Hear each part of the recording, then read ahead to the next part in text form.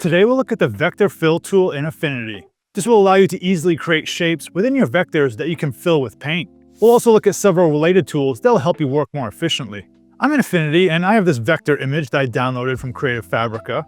I'll put a link in the description below. I saved it as an Affinity file, and if I hover over the name in the layer stack, you can see it's just one big curve. And in fact, if I select a layer, you can see all the different nodes that make it up here. So it's just a vector. Now let's say I want to fill in some of the areas here with color. Let's look at one way you could do it with the Pixel Studio. This isn't my preferred way, but I just want to show you that it's possible and why I don't like it in this case. So I'll go to the Pixel Studio here, and over here I'll click on this, and I'll select my Flood Fill tool. I'll select current layer and below. I have some color chosen here, green, and let's start filling in content. So I'll click here, and you can see it's filling it in. This is perfectly fine for some situations, especially when you have raster images, but with vector we can actually do better. And the reason I like this with vector is if you zoom in, you'll notice there's all sorts of pixelization here. It's possible to change the tolerance and the aliasing, but why go through that work when with vectors we can do the easier way? So let me zoom out. I'll delete the pixel content that was created. And let's go back to the Vector Studio. Let's do this again, but now let's use the Vector Fill tool. Now for me, I can access it if I click and hold this button here, and I can choose Vector Flood Fill. If you don't see it there, go to View, Tools, and then Customize, and then type Fill to filter it. And here you have Vector Flood Fill tool. You can click and drag it over here where you like. So I'll close this. So I have my Vector Fill tool selected. Let's change it to a color, say green. And I'm going to select my dragon layer. Make sure you have that layer selected that you want to use as the reference. And now I'll click in these spaces. So I'll click here, I'll click here, and we're getting the same effect as before. And notice what's happened over here. It's created separate curves for each time I clicked. And if I zoom in on my image, it's a very clean edge there. I'll zoom out for a bit. If I hide this dragon line work, you can see what it actually created. So these are shapes. I can click on the nodes. I could move it around if I like, although I don't have a need to do that now. And let's turn the dragon layer back on. So it's a very clean way of filling in exactly those spaces. One thing I like to do is combine the colored regions into one shape. So I'll just select these shapes here, and I'll click Boolean Add up here. I'll click Add, and now it's all combined into one curve. You may not see these Boolean options here. If you don't, just right-click, select Customize Toolbar.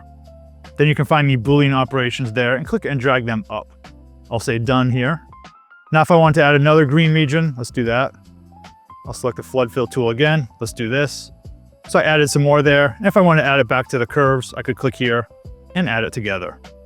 I could do the same thing with this thing he's sitting in. I guess it's a coconut. Let's choose some type of brown color. It's usually a dark orange. I'll select this. Let's click. And then I'll join it together. And let's name these layers. Let's look at how we can combine this workflow with swatches and global colors. Global colors allow us to change our color in a swatch and it'll automatically update in our document. So let me pull out the swatches tab over here. If you don't see it, go to Window, General, and then enable swatches. Let me make it a little bit bigger. And I'll create a swatch from this document. So I'll click this drop-down arrow here. I'll say Create Palette from Document. And this is going to use my existing colors. And then I have choices over here, Application, Document, or System Palette. I'll choose Document Palette. This will make the palette only saved for this document. If I did Application, it would be available in other files, which is fine, but I'll just do Document now. And here we have it. These are the different colors in my image. Now right now, these are not global colors. For example, if I click on the brown here, I can change it, but it didn't change in my document. Let me undo this. I can make it a global color. So let's right click on this. I'll just say Make Global. And now there's that white little arrow there. That means it's a global color. However, let's change it again. I'll double click it, make it magenta, and it didn't update in my document. That's because when I first colored in this coconut, I didn't apply it as a global color. So I changed it to magenta here. Now with the coconut selected, make sure you have the selection tool enabled, not the global fill enabled. I'll click on the magenta. Now it's assigned to that shape. So again, make sure you have your shape selected with the selection tool. And of course, I don't want it to be magenta. Let's give it a more realistic color again. I'll double click on it. And when I change it, notice it automatically changes in my document. Let's create a new color for these wings, and let's make it a global color to begin with. I'll change color up here. Let's make it some type of maybe pink. I'll say close. Then what I'll do is I'll click on this button here, add global color. There it is. So with it selected, I'll make sure my dragon layer is selected. I'll select my fill tool. I'll make sure the palette entry is selected there. And then I'll click on these areas. Sometimes it's tricky making sure you have the right things selected. And I'll combine my curves again. Now because it's global, when I click on it, if I change it, it'll update in my document. I'll continue adding some colors, and then we'll come back and see how we can add some shading to this document. So here it is with some more colors blocked in. You can see I added the flowers down there. I added some leaves, and just added some additional color fills in areas there. Let's look at how we can add some detail to this image by shading these shapes. Now let's take a slight detour and look at a simpler example first. So I'll create a new document. Now let me make a circle that's just an outline. No fill. Let's just give it a stroke. And while we're here, let me just mention a couple other things about the vector fill tool. You can use it across multiple shapes at the same time. So if I selected different shapes, let's choose a rectangle. Let's choose a triangle. If I selected all of these shapes here, if I went and used the vector flood fill and selected a color, because I have all these selected, it'll recognize these boundaries. So you can see I click in there, and I can fill in the different areas. Now there's also another tool called the Shape Builder tool. Some of you might be familiar with that. That gives me even more power with how I can combine these shapes. Talking about that is beyond the scope of this video, but let me know down in the comments if you want me to make a video on that. So let me undo this. I just want to show you the circle for now. And let's fill it in. Now let's say I want to shade this sphere, almost like there's a shadow on it. Well, let's look at the traditional way of doing that. I could select this curve. I'll add a pixel layer above it. I'll just call it shadow. And I'll set the blend mode to multiply. You don't have to do that, but that's a pretty easy way to shade things. Let's go to the pixel persona. Select the paintbrush. I'll change my brush to something soft and round. Change the color. And I'm on my shadow pixel layer. And what I can do is kind of zoom in and try to shade it very specifically there. But this is kind of annoying. Notice it's really easy to go outside the lines there. I have to be really careful with how I go up to the edge. So I have to be very precise. And I shouldn't have to do that because I know exactly what shape I want this to be contained to. To solve this problem, we can use clipping. So let me just hide the outline for a second. It's not necessary. So let's say I want to shade my shape here. I want something like this. But of course, I don't want to go outside the lines. So in Affinity, the easy way to clip is to take your layer and drag it onto the shape you want to clip into, specifically the name. So I'll let go. And now look what happened. It's completely contained in that shape. If I expand the clipping layer, you can see it's inside there. Let me do that again. So I clicked and dragged it on the name curve. What you don't want to do is drag it onto the thumbnail. That's a different effect. Let me undo this. If I take this and I drag it onto the thumbnail, that creates a mask, which is a nice feature, but it's not what we want to do in this case. Let's undo it. So let's start from scratch again. I'll delete this. I'll create a pixel layer. Let's call it shadow. Set it to multiply. And I'll drag it right into the curve. Now I'll select my paintbrush. And I can just easily paint like so. I don't have to worry about those boundaries. Let me show you one other trick that might be useful here, and that's the smudge tool. I'm in the pixel persona. By default, it's behind the filter brush, so I'll click and hold on this. I'll select smudge brush tool, and I have my shadow layer selected.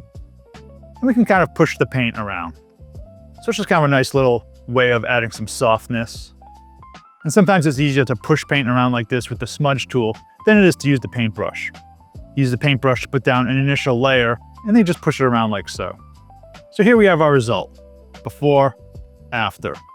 Before, after. So let's do the same thing with our dragon image here. Let's start with the coconut layer. This is our coconut layer down here. I'll toggle on and off. So I'll add a pixel layer. I'll drag it over the coconut name. So I'm on this pixel layer here, and I am in the Pixel Studio. Let's select the paintbrush. And watch what happens if I just start painting. it's limited to the coconut layer. And of course, I don't want that magenta. Let's set the pixel layer to a multiply. And let's see what kind of level we want here. Something light gray, just a subtle shading effect. And I can paint like this. And it's very easy to just limit it to that area. And maybe I want to undo this part a little bit. I'll use the smudge tool again. Kind of push it around, soften it up. I'll add a shadow here. Seems a little strong. Again, let's smudge it. So here we have before, after, before, after. And we can do this on other areas. Let's go to the wings. Let's add another pixel layer. Click and drag it there. The wings are going to be this part here. That's the wings. I'll set it to multiply. Select a very light gray. Let's put a little bit of shadow in there, just to add a little bit of depth.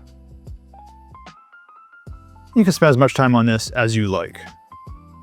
So before, after, before, after.